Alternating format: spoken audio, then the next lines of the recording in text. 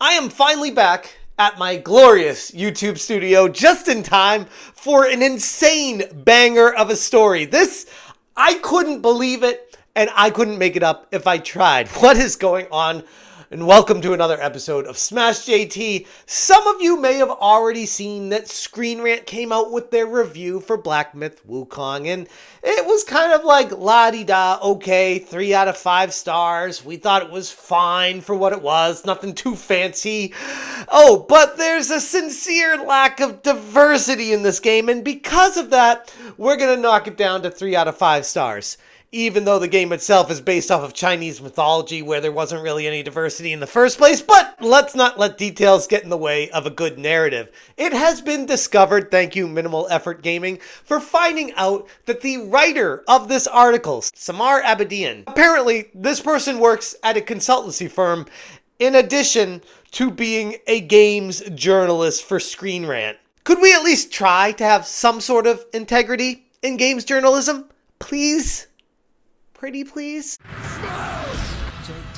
Hit that subscribe, give me a like, and check out SmashJT.com for the full article breaking down how Samar Abedin is the journalist, and I use that word so loosely, the person who wrote the Black Myth Wukong review for Screen Rant, went into a deep dive as to why this game is so terribly, awfully horrific that people should not be playing it because it's not diverse enough. A game about monkeys based off of Journey to the West in Chinese mythology is not diverse enough. Boy, that might be awkward if they actually tried to inject diversity into that one. The review of Black Myth Wukong by Screen Rant gave it a 3 out of 5 stars, citing a lack of inclusivity and diversity. Which, before I even go further on this, how is that even like a thing that you mark off on why you didn't like a game? That literally has nothing to do with the game. But what I'm going to dive into here exposes layers of critique that extend well beyond just the mere game analysis done by Samar here. First off, Samar was initially credited as the author for the very controversial Screen Rant review, only 2 hours later have it removed and replaced with Screen Rant team due to safety concerns. It couldn't possibly be because of YouTubers diving further into the details and seeing, oh wait, this person isn't just a journalist, they're actually an activist. I know, huge shocker, right?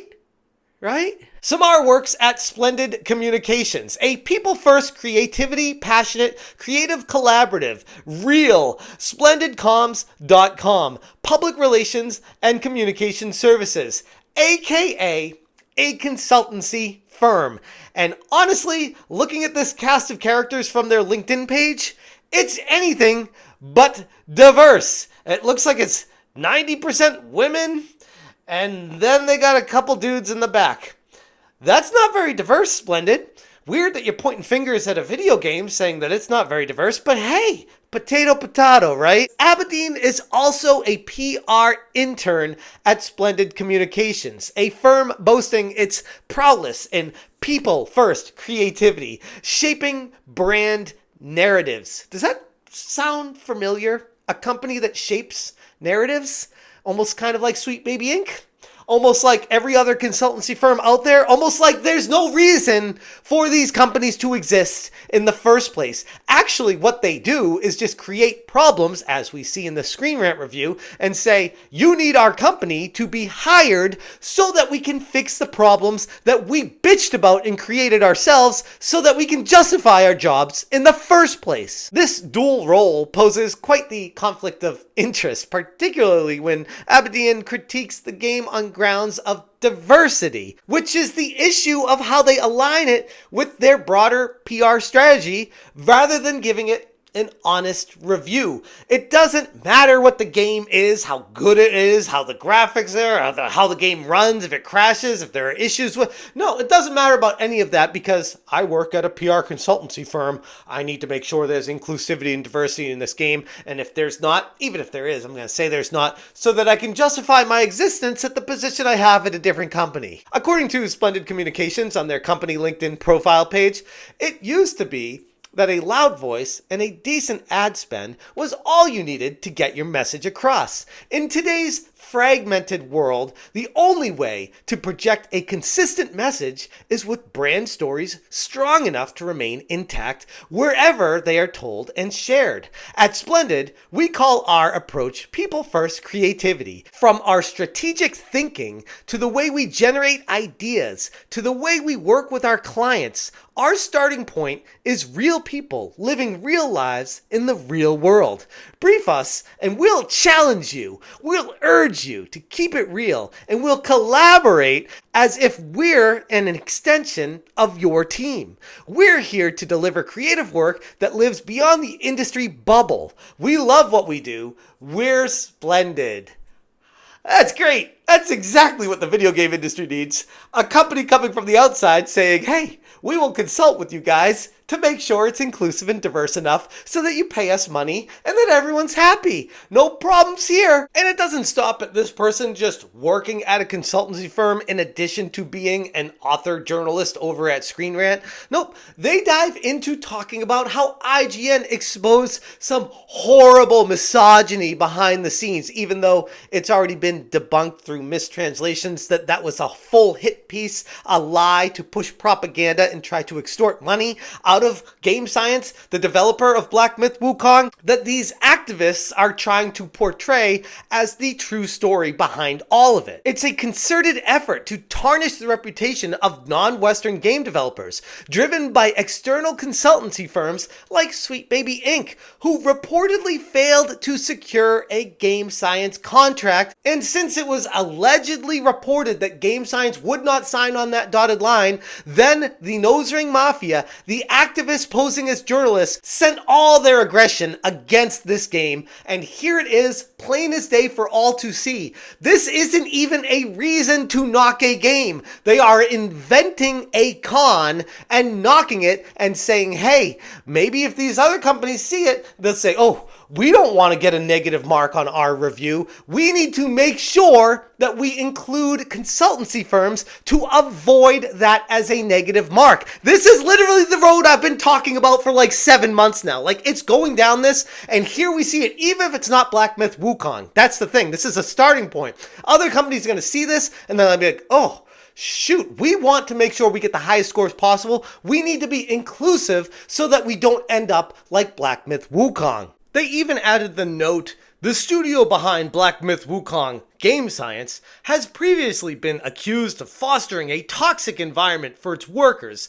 The 2023 allegations include sexualized comments against women, misogyny, fat phobia, and more. More details can be found here. And it links to an article from thegamer.com that is referencing a report from IGN.com. All of these companies all work in cahoots together to push the narrative, and Black Myth Wukong is the smoking gun. According to Samar on her review, she said it was lacking diversity, specifically with as far as chapters 1 and 2, while characters were clearly fictitious and fantastical creatures, there were no female or feminine NPCs, enemies, or boss's president. The only exception, if you can call it female, is a boss named Mother of Stones in Chapter 2, which is nothing more than a still glowing rock with no abilities being guarded by other enemies. Who cares? Like, what the hell even is that critique? How about this? Take a step back. Is the game fun? Oh, it is? Great! Are you playing the game to have fun? Awesome! That's what the video game's for. And you're having the fun. Doesn't seem to be an issue here. Like, well, what the hell are you inventing problems for? The only answer is because they work at the consultancy firms, or they have buddies that work at the consulting firms, or they're getting backroom deals to get paid off, or special privileges to say these things about the games. There's no other explanation. As for now, Samar has deleted her LinkedIn account. She's been removed as the author of the review, and by the looks of it, she's completely gone into hiding until all of this blows over. Her Twitter account is still up, and it's an older Twitter account from last year. She only has one post trying to contact somebody to talk about a story, and that was it. She probably doesn't use her Twitter very much, and it probably slipped through the cracks until videos like this get out there, and then that Twitter account will obviously go into protected mode or be deleted altogether. Because here's the thing, these people always follow the same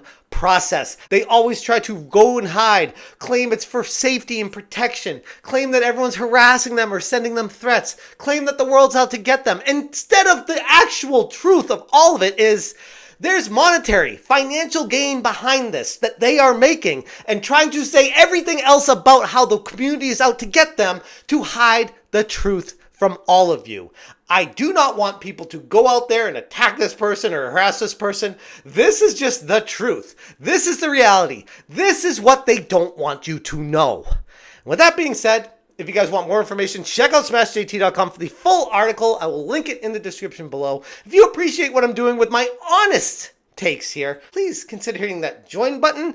Everything that I'm doing is from the heart. There's no hidden agenda on any of this. And you guys who are watching for a while should know that by now. Thank you guys so much for watching, and as always, you stay smashing. We engage the artists and the scientists from the root stage. You sort of make it very clear to them from the beginning that your job is to complement each other. Too much freedom leads to mess. Smash J, smash J.